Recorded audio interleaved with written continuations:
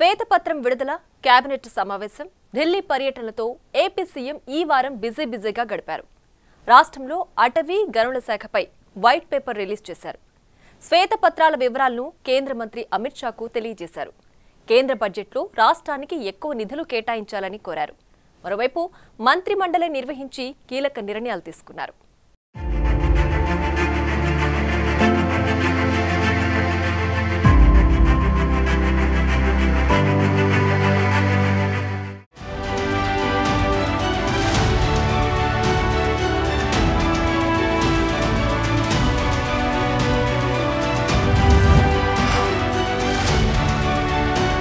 చంద్రబాబు ఆదివారం మహారాష్ట్ర సీఎం ఏక్నాథ్ షిండేతో భేటీ అయ్యారు.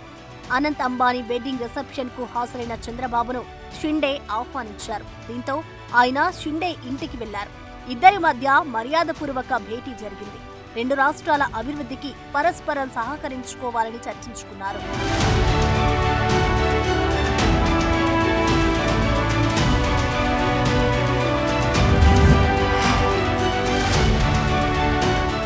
చంద్రబాబును Parvathaneni foundation, Lugang India private limited ప్రతినిధులు ఉండవల్లి నివాసంలో కలిశారు. రాష్ట్ర ప్రభుత్వానికి పర్వతనేని ఫౌండేషన్ తరఫున అంబులెన్స్ అందజేశారు. కేంద్ర మాజీ మంత్రి పర్వతనేని ఉపేంద్ర తనయుడు వివేకానంద్ అంబులెన్స్ తాళాన్ని చంద్రబాబుకు ఇచ్చారు. క్రిటికల్ కేర్ వైద్యంలో ఈ అంబులెన్స్ కీలకంగా పనిచేస్తుందని ఫౌండేషన్ ప్రతినిధులు తెలిపారు. వివేకానంద్ను చంద్రబాబు అభినందించారు.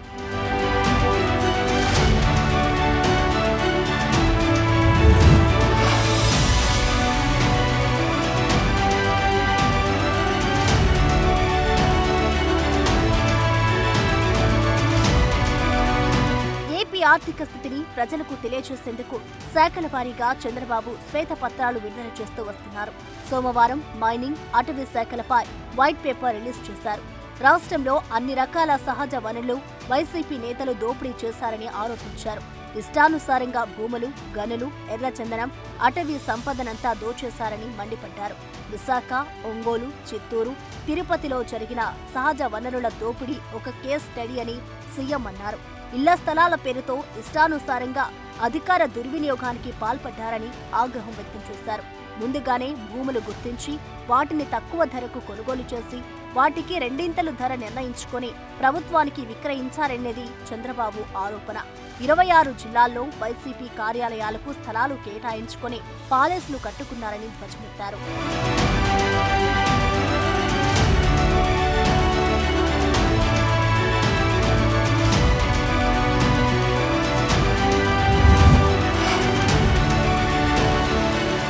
సినిమా ఇండస్ట్రీ అభివృద్ధి కోసం గతంలో కేటాయించిన రామానాయుడు స్టూడియో భూములు, దశపల్లా భూములను కబ్జా చేశారన్నారు.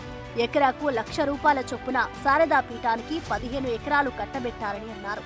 దీని విలువ వందల కోట్లు ఉంటుందని సీఎం అంచనా. ఓల్డేజ్ హోమ్ కు హయగ్రీవ భూముల్ని, క్రిస్టియన్ సంస్థల ల్యాండ్ను మాజీ ఎంపీ ఎంవీవీ ఆక్రమించుకున్నారన్నారు చంద్రబాబు. ఒక్క విశాఖలోనే కాకుండా ఒంగోలు, తిరుపతి, చిత్తూరు జిల్లాల్లో ఏకంగా 1,75,000 ఎకరాల భూములు కాజేశారని సీఎం ప్రధాన ఆరోపణ. వైసీపీ కబ్జా చేసిన భూముల విలువ 35,576 కోట్లు ఉంటుందని ఆయన లెక్క. అయితే ఇవన్నీ లీగల్ గా దోచేసిన భూములు మాత్రమేనని ఆయన ఆరోపించారు. అక్రమంగా దోపిడీ చేసిన భూముల లెక్క ఇంకా తేలాల్సి ఉందని చంద్రబాబు అన్నారు.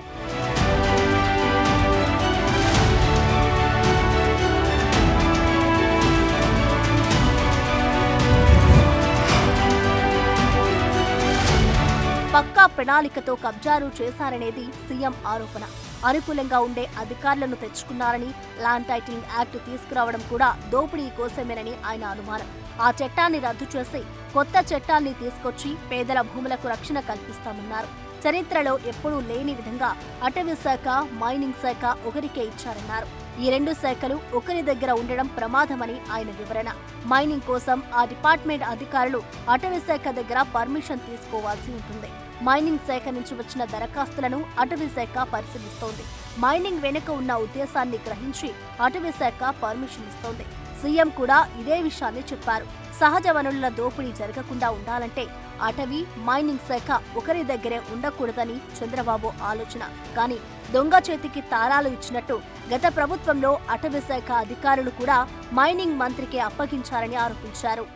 నేరుగా అవినీతి, దోపిడీ, కడాన విచిత్రంగా మీరు ఒకసారి ఆలోచిస్తే ఫారెస్ట్ అండ్ మైనింగ్ ఒక మంత్రి ఎప్పుడూ ఉండడు, డిఫరెంట్ మినిస్టర్స్ ఉంటారు. చెక్స్ అండ్ బ్యాలెన్సెస్ ఇవి. మైనింగ్ ఉన్నప్పుడు వీళ్ళు లీజుకి అప్లై చేస్తారు, ఫారెస్ట్ ఏరియాలో అతను ఇవి ఉంటుంది, అలాంటివన్నీ కంట్రోల్ చేస్తారు. రెండు డిపార్ట్మెంట్ కూడా ఒకేసారి ఇవ్వడం ఫస్ట్ టైం ఇది చరిత్రలో. చెక్స్ అండ్ బ్యాలెన్సెస్ కూడా దొంగ చేతికి తాళాలు ఇచ్చినట్టు.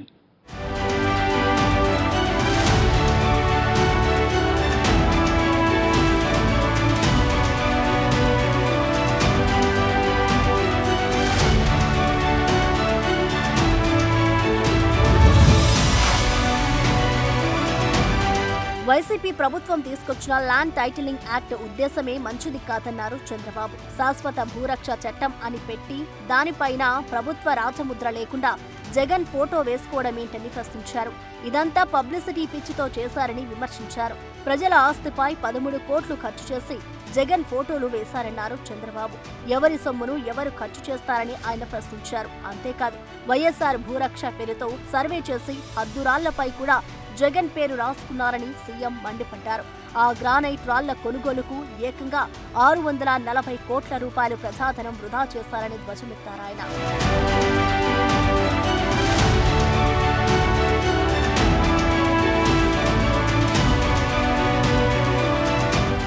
తరతరాలుగా వారసత్వంగా భూమి వచ్చింది, కష్టార్జిత భూమి వచ్చింది.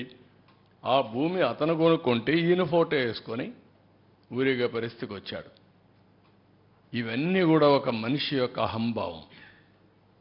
నాకు ఎదురు లేదు, నా ఇష్ట ప్రకారం చేస్తాను, ఏం చేస్తే చెల్లుబాటు అవుతుంది అనే అహంభావంతో పరిస్థితికి వచ్చారు. దీని ఖర్చు 13 కోట్లు. సర్వే చేసి సర్వే రాళ్లపైన ఆయన బొమ్మ వేసుకోవాలని మళ్ళీ పేరు వేసుకున్నాడు. ఆ బొమ్మ వేసుకుంటే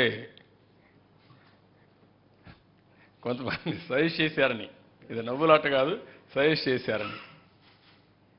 చనిపోయిన తర్వాత బొమ్మ వేసుకుంటారు, నువ్వు వేసుకొని అక్కడ పొలాల్లో పెడుతున్నావు, నువ్వు చనిపోయావు అనుకుంటారు అని చెప్తే పేరు పెట్టాడు. ఈ పేర్లు చూడండి మరి.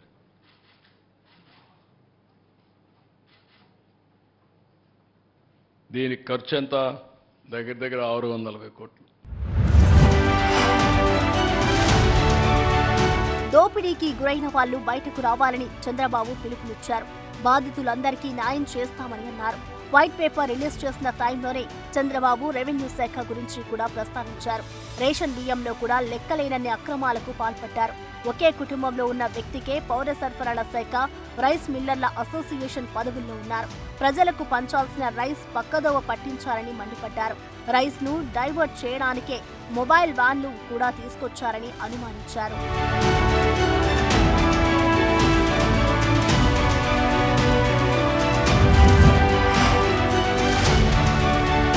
వైట్ పేపర్ రిలీజ్ తరువాత CM Chandrababu JSW group chairman Sajjan జిందాల్తో భేటీ అయ్యారు.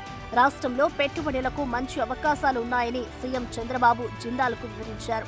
ప్రతిపాదనలతో వస్తే ప్రభుత్వం నుంచి పూర్తి సహకారం అందిస్తామని హామీ ఇచ్చారు. ఇక మిషన్ లైఫ్ కార్యక్రమానికి సంబంధించి బ్యూరో ఆఫ్ ఎనర్జీ ఎఫిషియన్సీ సలహాదారు చంద్రశేఖర్ రెడ్డి రూపొందించిన పోస్టర్ను చంద్రబాబు విడుదల చేశారు. రాష్ట్రంలో ఇల్లు, పరిశ్రమలకు నాణ్యమైన విద్యుత్ అందించేందుకు ప్రభుత్వం కట్టుబడి ఉందని మరోసారి సీఎం స్పష్టం చేశారు. అదే రోజు సీఎం కీలక ఆదేశాలిచ్చారు. Guaranteed pension scheme GO gazetted తాత్కాలికంగా నిలిపివేయాలని సీఎం చంద్రబాబు అధికారుల్ని ఆదేశించారు. రీసెంట్ గా జీపీఎస్ గెజిట్ జారీ కావడంపై ఆయన ఆరా తీశారు. ఇప్పుడెందుకు విడుదల చేశారో విచారించాలని ఆర్థిక శాఖ ఉన్నతాధికారులను చంద్రబాబు ఆదేశించారు. చంద్రబాబు అధ్యక్షతన మంగళవారం ఏపీ కేబినెట్ సమావేశం జరిగింది. ఈ సమావేశంలో మంత్రి మండలి కీలక నిర్ణయాలు తీసుకుంది. ఏపీ ల్యాండ్ టైటిలింగ్ యాక్ట్ రద్దు బిల్లుకు కేబినెట్ ఆమోదం తెలిపింది. దీంతో పాటు పౌర సరఫరాల శాఖ 2,000 కోట్ల రూపాయల రుణం తీసుకోవడానికి మంత్రి మండలి ఆమోదం తెలిపింది. మరోవైపు వ్యవసాయ సహకార కార్పొరేషన్ లోన్ తీసుకోవడానికి కూడా ప్రభుత్వ గ్యారంటీకి కేబినెట్ గ్రీన్ సిగ్నల్ ఇచ్చింది. దీంతో ఎన్సీడీసీ నుంచి 3,200 కోట్లు లోన్ తీసుకుని ఆ డబ్బును రైతుల నుంచి ధాన్యం కొనుగోలు కోసం వినియోగించుకున్నారు. ఇక ఈ నెల 22 నుంచి అసెంబ్లీ సమావేశాలు నిర్వహించాలని కేబినెట్ నిర్ణయించింది.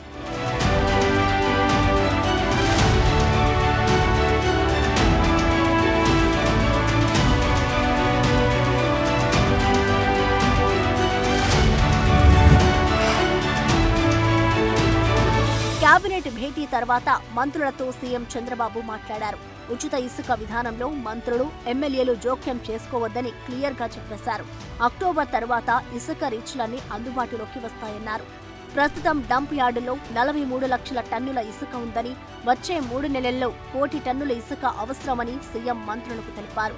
బోట్ సొసైటీలు, నదుల్లో పూడికతీత ద్వారా 80 లక్షల టన్నుల ఇసుక వస్తుందని ఆయన అంచనా. కొత్త మంత్రులు లోటు బడ్జెట్ను గ్రహించి పనిచేయాలని చంద్రబాబు దిశానిర్దేశం చేశారు. ఇలాంటి వివాదాలు లేకుండా ఎమ్మెల్యేలతో సమన్వయం చేసుకుని పనిచేయాలని సూచించారు.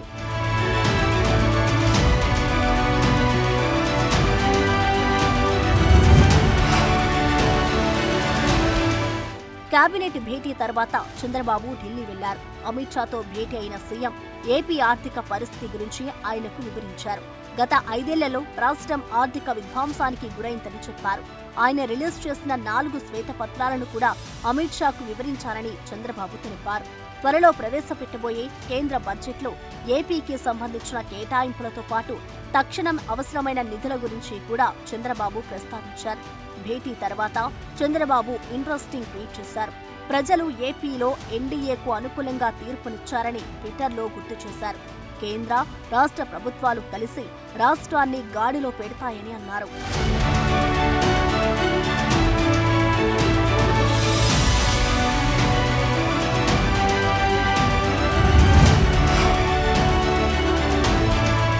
బుధవారం చంద్రబాబు ఢిల్లీలోని తన అధికారిక నివాసంలో ప్రత్యేక పూజలు నిర్వహించారు.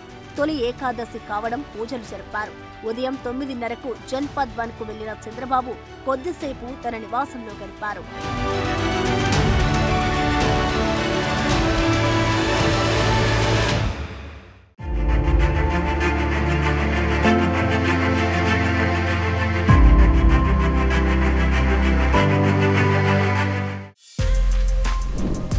For more videos like this, subscribe Big TV channel.